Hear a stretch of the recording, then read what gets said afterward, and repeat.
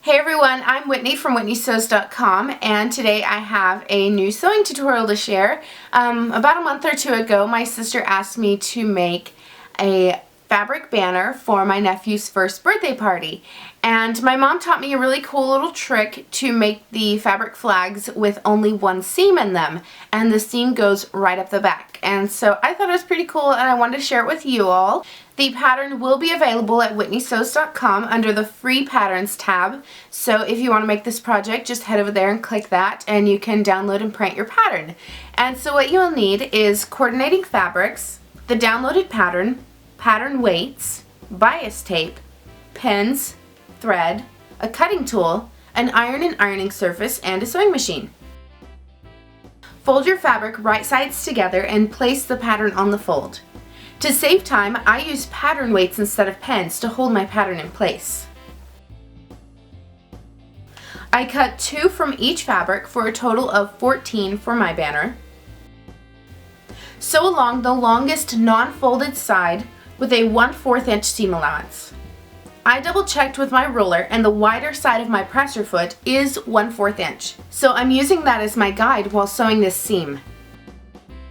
Repeat with the remaining fabric flags. Trim the seam allowance near the tip so that you'll get a sharper point. Open up the seam allowance and iron flat. Then flip right sides out. Use something to poke out the point if needed, then lay flat and iron one last time. You can have your flags in a random order or arrange them in some sort of pattern. I figured out that since my flags are 7 inches across and I have 114 inches to fill, I will be spacing them 1 inch apart with 1.5 inches at the end, plus an extra 12 inches for hanging the bunting up. So I used those numbers as a guide for pinning the flags inside the double fold bias tape. Once they were all pinned 1 inch apart, I sewed down the entire length of the bias tape using the 1/8 inch side of my presser foot as my guide.